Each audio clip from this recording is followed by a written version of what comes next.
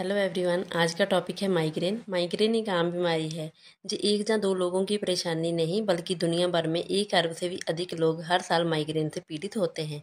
Women में 3 गुना migraine की problem ज़्यादा पाई जाती है कंपैरिजन टू मैन। माइग्रेन एक प्रकार का सिर दर्द है जिसमें पेशेंट को हेडेक वन साइड होता है एंड इसमें थ्रॉम्बिंग पेन होता है, यानी कि असहनीय दर्द होता है जो पेशेंट के लिए सहन करना बहुत मुश्किल हो जाता है। साथ में तेजी से दर्द होता है। जब पेशेंट अपने सर पे हाथ लगा के पल्स को फील करता है तो उसके बहुत तेजी से वो पल्स महसूस होती है। अगर हम उस पल्स को दबाते हैं या किसी कपड़े से हम अपने हेड को बांधते हैं तो उसके बांधने पर भी ये दर्द नहीं रुकता। एंड हेड के साथ साथ ये दर्द उसके नोज, आईज, जबड़े, teeth and back side of the neck में भी उसको दर्द महसूस होता है। माइग्रेन एक न्यूरोलॉजिकल स्थिति है, मतलब जो हमारा नर्वस सिस्टम होता है उस पर भी इसका इफेक्ट होता है।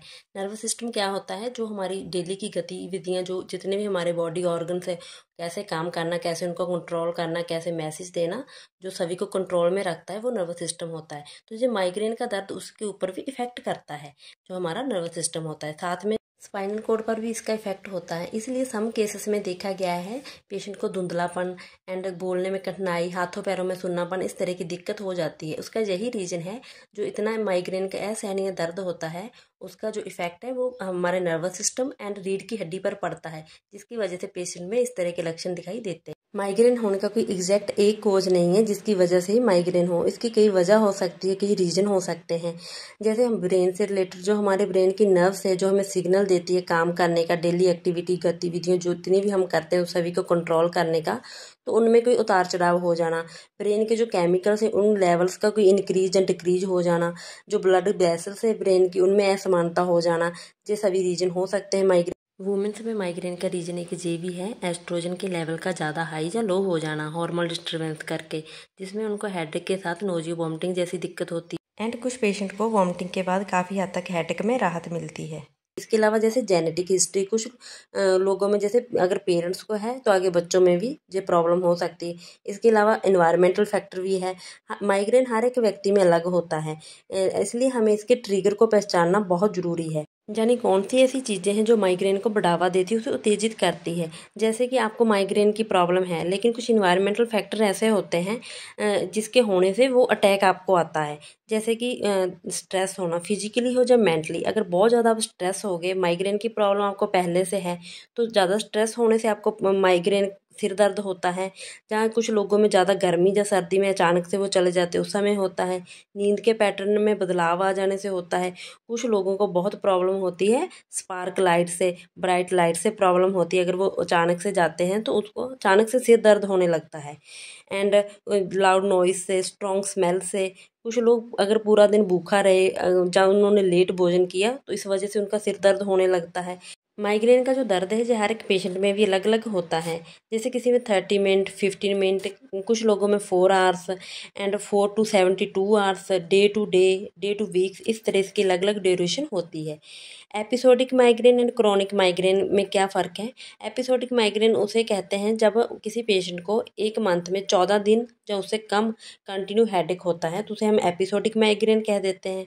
क्रोनिक माइग्रेन का मतलब है अगर किसी पेशेंट को 15 दिन या उससे भी अधिक कंटिन्यू सिर दर्द रहता है, जो कम से कम 3 मंथ तक भी कंटिन्यू चल सकता है। तो क्रोनिक का मतलब लगातार किसी प्रॉब्लम का चलना, लंबे समय से प्रॉब्लम का चलना, उसे हम क्रोनिक माइग्रेन कहते हैं। माइग्रेन के सीवियर केसेस में पेशेंट को डॉक्टर की सलाह के अनुसार ही मेडिसिन दी जाती है, जैसे beta blockers, anti depressant, anti scissor.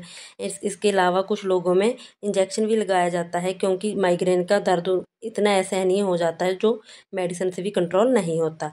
And कुछ ऐसी बातें हैं, कुछ ऐसी सावधानी है जिसको रखकर हम माइग्रेन के एपिसोड को, ड्यूरेशन को काफ़ी हद तक कम कर सकते हैं।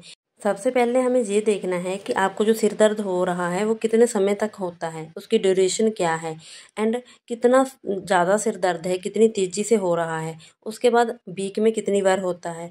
एंड इसके अलावा हम जैसे ट्रिगर को पहचान सकते हैं किस वजह से सिर दर्द ज़्यादा होता है। जैसे कुछ पेशेंट ऐसे होते हैं अगर वो ब्राइट लाइट के कॉन्टैक्ट में आते हैं, माइग्रेन के पेशेंट, तो उसको अचानक से सिर दर्द होने लगता है, तो वो ब्राइट लाइट से बच सकते हैं, लाउड नॉइज से बच सकते हैं। अगर किसी को भूखा रहने से प्रॉब्लम होती है तो वो भूखा ना रहे, अपना भोजन समय पे करे और जिससे वो सिर दर्द से बच सकते हैं।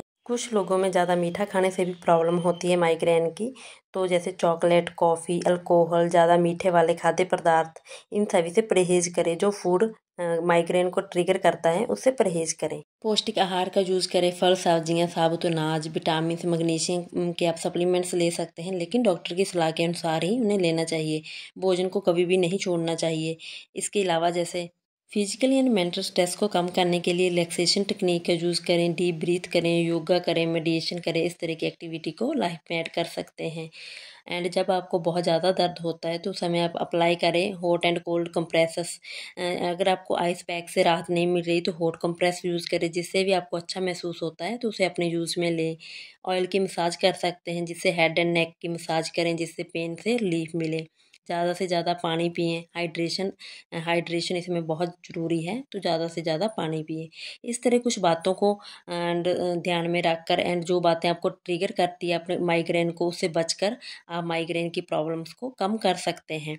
जैसे सावधानी रख के पेशेंट डायबिटीज़, थायराइड, ट्यूबरकुलोसिस जैसी गंभीर प्रॉब्लम को कंट्रोल में रखते हैं। उसी तरह माइग्रेन में भी कुछ पेशेंट का बताना है, जब उन्होंने माइग्रेन के ट्रिगर को जाना, किस वजह से माइग्रेन को ज़्यादा बढ़ावा मिलता है, उन बातों को ध्यान में रखा। एंड इसके साथ अच्छी डाइट ली, खाली पेट एप्पल का यूज़ किया, चिया सीड का यूज़ किया, तो उन्हें काफ़ी हद तक इस प्रॉब्लम से राहत मिली। जैसे जिन पेशेंट को वीक में 2 टाइम माइग्रेन का अटैक होता था, तो अब मंथ में 1 टाइम अटैक होता है। तो इतनी इम्प्रूवमेंट उनकी हेल्थ में हुई, कुछ बातों को एंड डाइट को ध्यान में रखते हुए। तो परहेज से हम काफ़ी हद तक प्रॉब्लम को ठीक कर सकते हैं, अगर हम अच्छे तरीके से परहेज एंड कुछ बातों को ध्यान में रखते हैं। तो आज की वीडियो में हमने माइग्रेन के बारे में, इसके ट्रिगर के बारे में एंड किन बातों का ध्यान रखना चाहिए, इसके बारे में जाना। उम्मीद करती हूँ आपके लिए आज का टॉपिक इन्फॉर्मेटिव रहा होगा। मिलते हैं नेक्स्ट किसी हेल्थ टॉपिक के साथ। आप सभी भी अपनी सेहत का हमेशा ध्यान रखें, हमेशा स्वस्थ एंड मुस्कुराते रहिए। आप सभी का दिल से धन्यवाद मेरी वीडियो देखने के लिए।